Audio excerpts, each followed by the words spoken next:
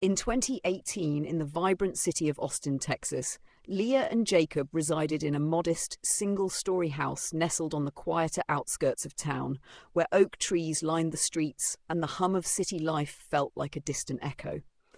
Married for 5 years, their bond had been forged through shared dreams and quiet moments, but one aspiration overshadowed all others: the longing to become parents.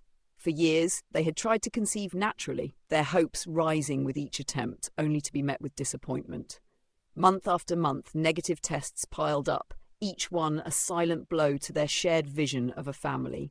The weight of unfulfilled dreams pressed heavily on their hearts, but they clung to hope, determined to find a way forward. After countless late-night conversations, often steeped in tears and cautious optimism, Leah and Jacob sought answers from medical professionals. They visited specialists across Austin, enduring rounds of tests that probed every aspect of their health. The results were disheartening. Natural conception was unlikely, a reality that left them grappling with grief and uncertainty. Yet, amidst the pain, a glimmer of possibility emerged when a doctor recommended in vitro fertilization. The couple researched extensively, poring over articles, reviews, and testimonials about fertility clinics. They chose a renowned facility in central Austin, known for its cutting-edge technology and compassionate staff, hoping it would be the key to their dream. The journey through IVF began with a whirlwind of appointments.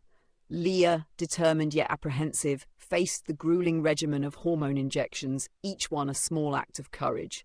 She visited the clinic almost daily for blood tests and ultrasounds, her body becoming a map of needle marks and quiet resilience.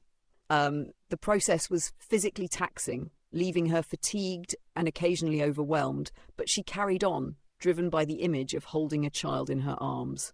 Jacob, steadfast by her side, attended at every major appointment, holding her hand during procedures and offering words of encouragement, though he privately wrestled with fears of failure and the mounting financial strain. The couple had dipped into their savings to cover the costs, a decision that weighed heavily on Jacob, who worked long hours as a software developer to ensure their stability. The clinic itself was a sleek, modern space with soft lighting and calming decor, designed to ease the anxiety of its patients.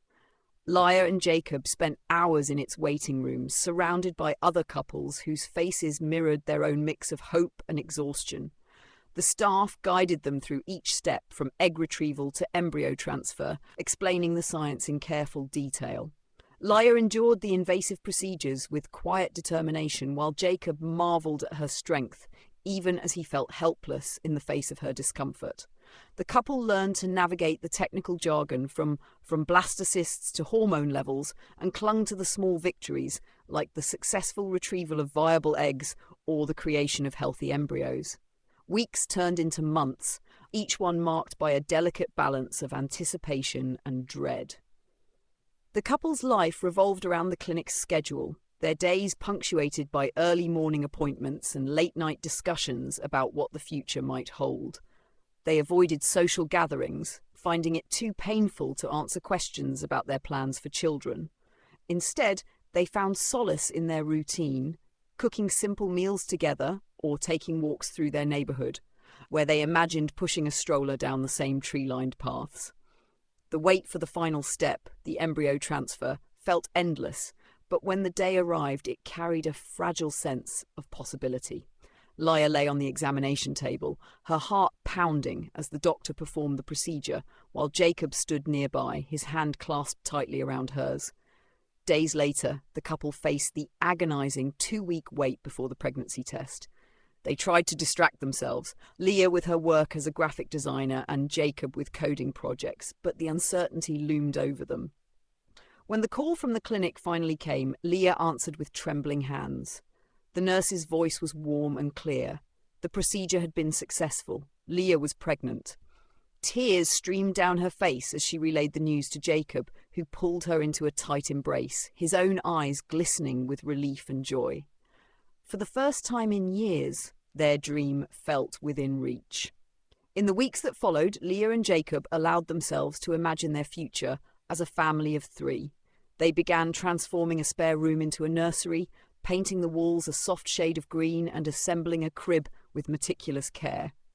They spent evenings debating names, settling on Elijah, a name they both loved for its quiet strength.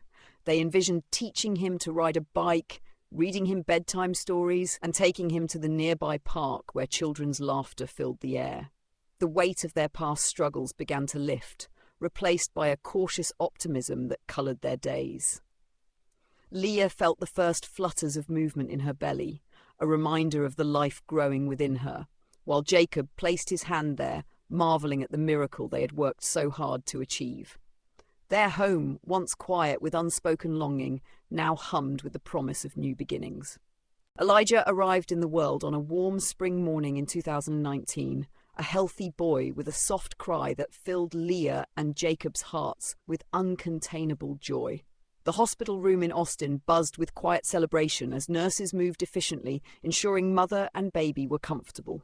Leah, exhausted but radiant, cradled Elijah in her arms, marveling at his tiny fingers and the way his eyes seemed to search for hers. Jacob stood beside her, his exhaustion from the long labour overshadowed by a sense of awe. He had watched Leah endure hours of pain with unwavering strength, and now, holding his son for the first time, he felt a surge of pride and love that anchored him to this new reality.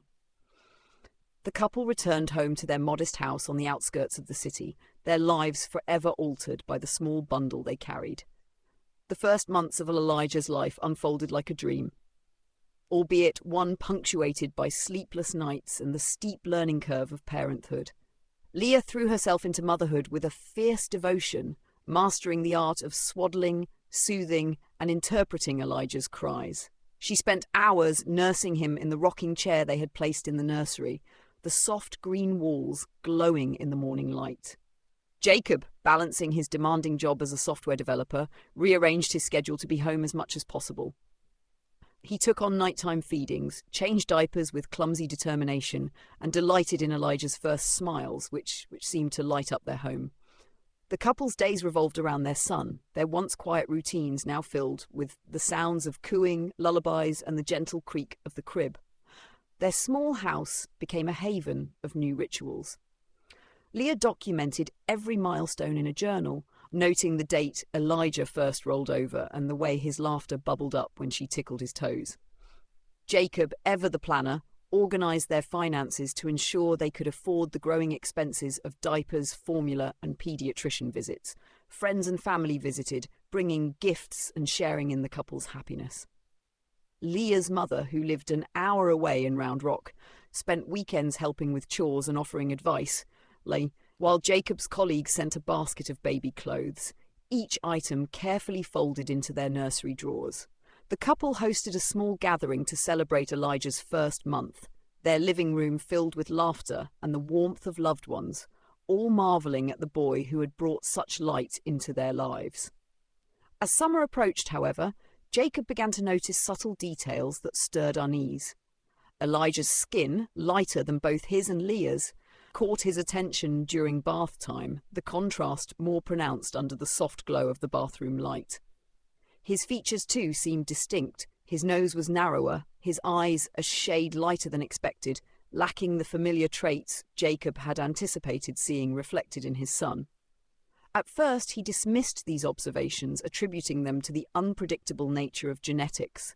He had heard stories of children inheriting traits from distant relatives, and he clung to this explanation, unwilling to let doubt tarnish their happiness.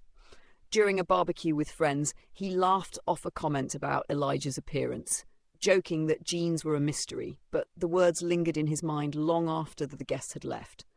Leah, absorbed in the demands of motherhood, remained oblivious to Jacob's growing disquiet. She spent her days tending to Elijah, her energy consumed by feedings, naps, and the constant task of keeping their home in order.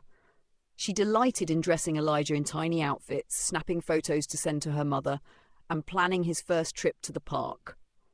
Her focus was entirely on their son, and she assumed Jacob shared her unadulterated joy. Jacob, however, found himself withdrawing, his thoughts increasingly occupied by questions he couldn't shake. He studied Elijah's face during quiet moments, searching for any trace of himself or Leah, but found none. At night, as Leah slept beside him, he lay awake, his mind replaying images of his son's features, each one feeding a seed of doubt that grew quietly in his heart. The shift in Jacob's demeanor was subtle but undeniable. He spoke less during meals, his usual warmth replaced by a distracted silence. When Leah showed him a new photo of Elijah, he smiled, but the expression didn't reach his eyes. He began spending more time at work, claiming deadlines, though in truth he sought distance from the thoughts that haunted him. He avoided looking at old photos of himself and Leah, fearing they would only confirm his suspicions. The couple's once easy companionship grew strained, though Leah, preoccupied with Elijah's needs, attributed Jacob's mood to the stress of new parenthood. Jacob, unwilling to voice his concerns, carried the weight alone, his love for Elijah and Leah now tinged with a quiet, gnawing uncertainty that threatened to unravel the life they had built together. Jacob's unease deepened as the summer of 2019 stretched on, his initial doubts about Elijah's appearance hardening into an obsession that consumed his thoughts. The once joyful routines of their Austin home now felt like a backdrop to his growing suspicion.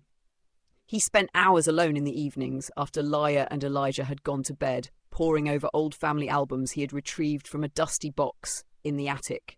He studied the faded photographs of his parents, his siblings, and even distant cousins, searching for any trace of Elijah's features, the shape of his nose, the curve of his jaw, the hue of his eyes.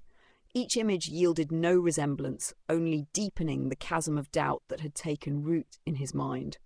He traced his own childhood photos, noting the familiar lines of his face, and compared them to Elijah's, finding nothing that connected them.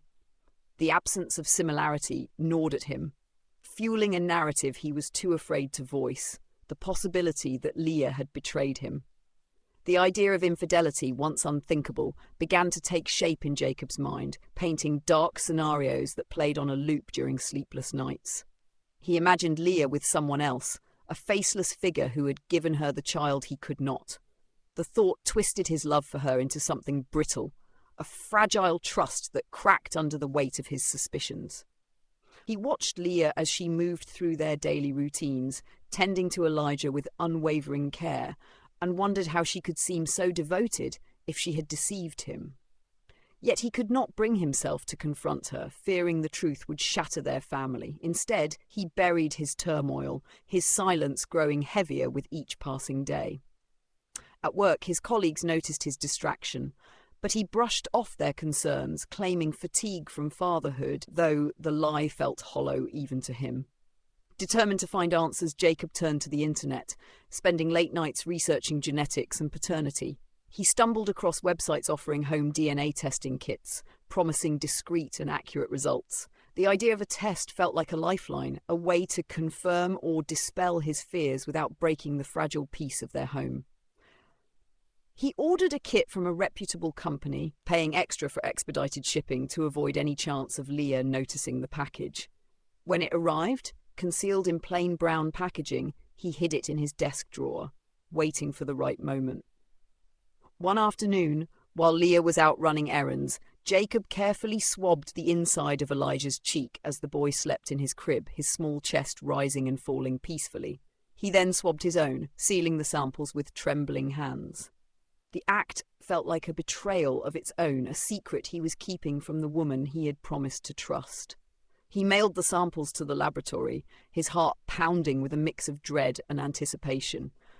The wait for the results stretched into an eternity, each day a test of Jacob's composure.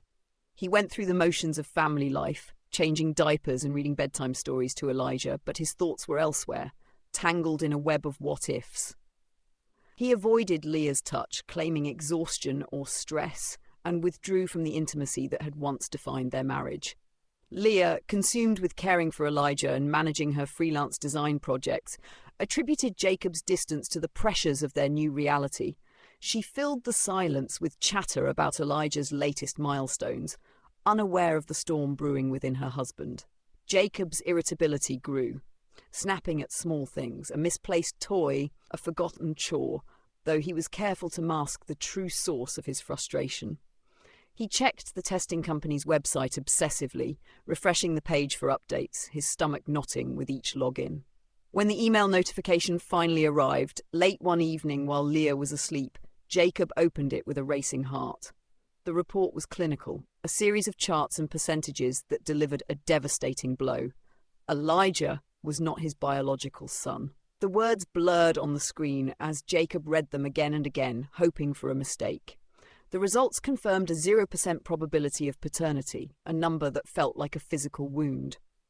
He sat in the dim glow of his computer, the house silent except for the faint hum of the air conditioner, and felt his world collapse. The love he had poured into Elijah, the dreams he had built with Leah, now seemed like a lie. He pictured Leah with another man, the betrayal cutting deeper than he could have imagined. Anger surged through him, hot and unyielding, mingling with a profound sense of loss. He deleted the email, not wanting any trace of it in their shared digital space, but the knowledge burned into his mind. Jacob spent the following days in a haze, his emotions a volatile mix of rage and heartbreak.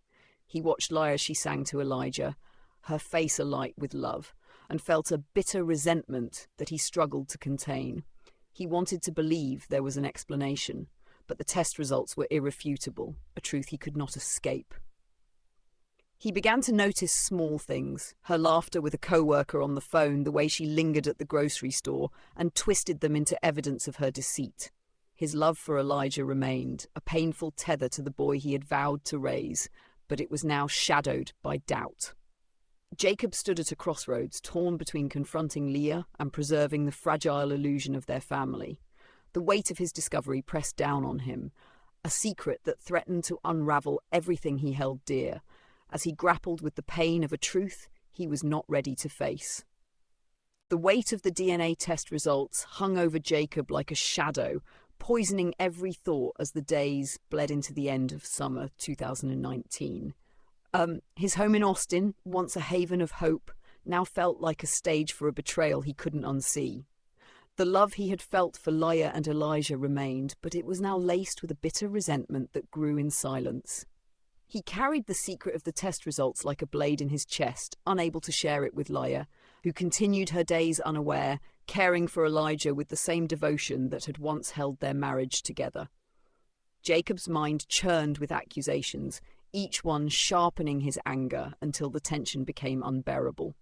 He resolved to confront Leah, to demand the truth he was certain she had hidden, though the thought of her admitting to infidelity terrified him as much as it enraged him.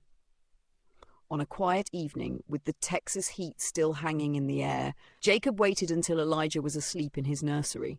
The soft hum of a lullaby played from a small speaker, its gentle notes a stark contrast to the storm brewing inside him. Leah sat at the kitchen table, her laptop open as she worked on a design project, her face lit by the screen's glow. Jacob stood in the doorway, fists clenched at his sides, the weight of his decision pressing down on him. He had rehearsed the confrontation in his mind, imagining her confession, her tears, but now, faced with her unsuspecting calm, a surge of rage drowned out reason. He approached her, his movements rigid, and began to speak, his voice low but trembling with suppressed emotion. The words poured out, accusations of betrayal he had held back for weeks, each one laced with the pain of what he believed to be true. Leah's face registered shock, her eyes widening as she turned from her work to face him. She stood, her hands raised in a gesture of confusion, her body tense as she tried to process the torrent of his words. Jacob's voice grew louder, his accusations sharper, as he recounted the DNA test, the undeniable proof that Elijah was not his son. He saw the hurt in her eyes, the disbelief, but his anger blinded him to her attempts to respond. Leah moved toward him, her hands outstretched, her body language pleading for a chance to explain, but Jacob's rage had taken hold, a force beyond his control. The kitchen, once a place of shared meals and laughter, had become a battleground, the air heavy with the weight of their unravelling bond. In a moment of blinding fury, Jacob's eyes fell on a chef's knife resting on the counter, its blade catching the dim light. Without thinking, driven by a primal impulse, he grabbed it, the handle cold in his palm. Leah stepped back, her hands raised in a futile attempt to calm him, but the sight of her, the woman he had once loved so fiercely, now the source of his pain, pushed him beyond reason. In a single, irreversible motion, he lunged forward, the knife slicing through the air. The strike was swift, and Leah crumpled to the floor, her body collapsing under the weight of the blow. The kitchen fell silent, save for the lullaby still playing from the nursery. Jacob stood frozen, the knife slipping from his hand and clattering against the tile, his breath ragged as the reality of what he'd done crashed over him. Panic seized him as he stared at Leah's motionless body, the pool of blood spreading across the linoleum. His mind raced, a chaotic blur of guilt and fear. He knelt beside her, his hands trembling as he checked for a pulse. But there was none. The woman he had loved, the mother of the child he had vowed to raise, was gone by his own hand. Tears streamed down his face, but there was no time for grief. Instinct took over, urging him to act, to hide what he had done. He stumbled to the sink, washing the blood from his hands, his movements mechanical as he tried to erase the evidence. He dragged a rug from the living room to cover the stain on the floor, his heart pounding with the knowledge that his efforts were futile. The police would come, and there would be no escaping the truth. Jacob moved to the nursery, where Elijah slept peacefully, unaware of the tragedy that had shattered their home. He stood over the crib, watching the boy's chest rise and fall, his tiny hands curled into fists. The love he felt for Elijah was still there, a painful reminder of the family he had dreamed of, now destroyed by his own actions. He sank to the floor, his back against the wall, the weight of guilt crushing him. The house was dark, the only light coming from a street lamp outside, casting long shadows across the room. Jacob sat there, staring at Elijah, his mind torn between the horror of what he had done and the desperate wish to undo it. The future, once full of promise, now loomed as a void, and he knew the consequences of his actions would soon close in, leaving him to face the wreckage of his life alone. The morning after the tragedy, the quiet Austin neighborhood was disrupted by the flashing lights of police cars parked outside Jacob and Leah's home. Neighbors, drawn by the commotion, gathered a distance, whispering as officers cordoned off the house. The evidence was unmistakable. Bloodstains on the kitchen floor, poorly concealed by a rug, and Jacob's dishevelled appearance as he sat in the nursery, staring blankly at Elijah's crib. His lack of an alibi, coupled with his erratic behaviour in the days prior, made him the immediate suspect. When police arrived, Jacob offered no resistance. His body slumped with resignation as they handcuffed him and led him to a patrol car. Elijah, still asleep, was gently taken by a social worker to Leah's mother, who lived nearby, her face etched with grief as she received the boy. At the police station, Jacob sat in a stark interrogation room, the fluorescent lights casting harsh shadows across his face. His hands, still trembling from the night before, rested on the metal table as detectives pressed him for answers. Initially, he remained silent, his mind replaying the moment he had lost control, but the weight of his actions and the need to explain himself eventually broke through. He confessed to the act, his voice hollow as he recounted the DNA test that had fueled his rage. He described the results, the crushing realization that Elijah was not his biological son, and how it had driven him to believe Leah had betrayed him. The detectives, seasoned in their work, listened intently, noting the details of the test and the fertility clinic. The mention of the DNA results piqued their interest, shifting the investigation toward a new angle that went beyond the immediate crime. The case was assigned to a veteran detective who sensed there was more to Jacob's story than a simple act of jealousy. She initiated a thorough inquiry into the fertility clinic where Leah and Jacob had undergone IVF, a facility known for its sterling reputation but not immune to human error. The detective and her team secured a warrant to access the clinic's records, focusing on the procedures surrounding Leah's treatment in 2018. They interviewed staff, reviewed protocols, and examined the chain of custody for biological samples. The clinic's director, initially defensive, cooperated under pressure, allowing access to logs and laboratory reports. Days turned into weeks as the investigation delved deeper, uncovering a troubling oversight. A junior technician, overwhelmed during a busy shift, had mislabeled a sample during the embryo preparation process, resulting in the use of another man's genetic material instead of Jacob's.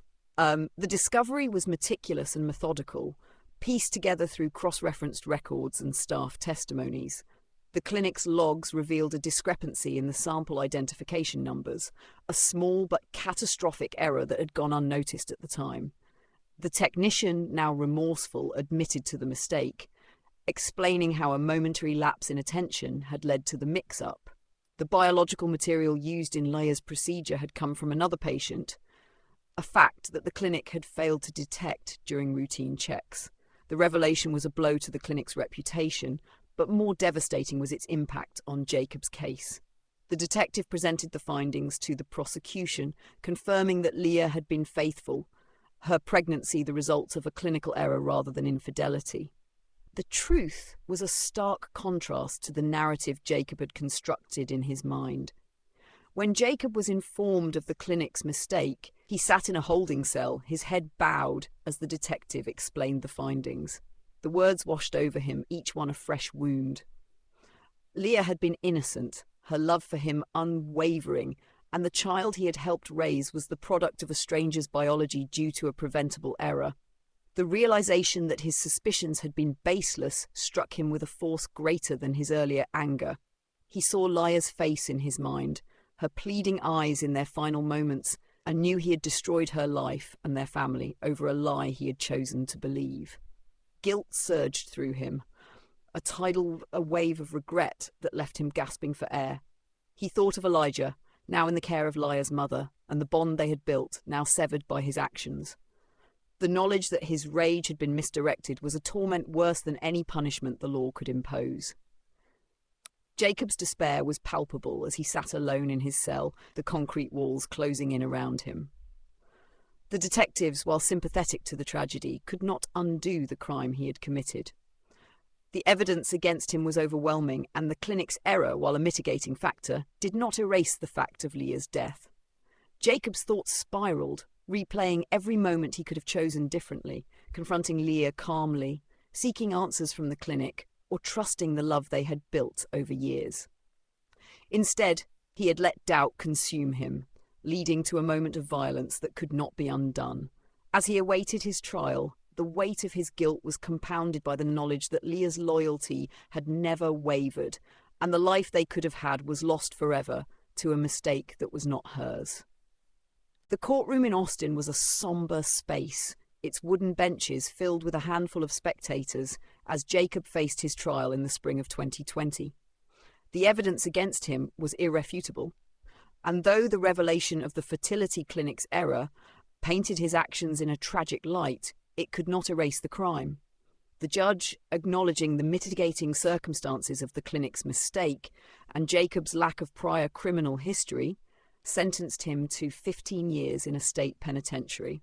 As the gavel fell, Jacob stood motionless, his eyes fixed on the floor, the weight of his guilt a constant companion. He was escorted from the courtroom, leaving behind the life he had once known, his thoughts consumed by the image of Leah's final moments and the son he had left behind. The journey to the prison, a sprawling facility outside the city, marked the beginning of a new chapter, one defined by confinement and the search for redemption. Life in prison settled into a monotonous rhythm, each day blending into the next within the grey walls of Jacob's cell.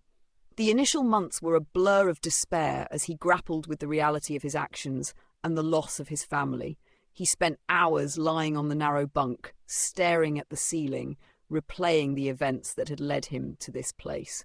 The memory of Leah's innocence, confirmed by the clinic's error, haunted him, a relentless reminder of the trust he had betrayed. Yet amidst the darkness, a faint spark of purpose emerged. Jacob began writing letters to Elijah, who was now in the care of Leah's mother in Round Rock. The letters were simple at first, filled with apologies and expressions of love for the boy he still considered his son, despite the lack of biological ties. He wrote of memories from Elijah's earliest months, of the joy he felt watching him sleep, and of his regret for the pain he had caused. The act of writing became a lifeline, a way to connect with the world beyond the bars. Leah's mother, Grace, became Elijah's guardian, raising him in a small but warm home filled with photographs of Leah. She shielded the boy from the grim details of his parents' tragedy, instead sharing stories of their love and dreams for him. Elijah, unaware of the full truth, grew up surrounded by affection, his days filled with school, play dates, and trips to the local park. Grace kept Jacob's letters in a locked box, unsure if she would ever share them with Elijah, but she read them herself, her heart softening slightly toward the man who had taken her daughter but was now seeking atonement. Meanwhile, Grace spearheaded a lawsuit against the fertility clinic, joined by other families affected by similar errors. The case gained traction in the media, with news outlets in Austin and beyond covering the clinic's negligence. The clinic, under public pressure, admitted fault, paid a substantial settlement to Grace, and implemented stricter protocols to prevent future mistakes. The victory was bittersweet, providing financial security for Elijah, but no solace for the loss of Leah. In prison, Jacob's transformation was gradual but profound. He enrolled in a rehabilitation program offered by the facility, attending group sessions where inmates shared their stories and worked toward accountability. The sessions forced him to confront the depth of his actions, peeling back layers of anger and shame.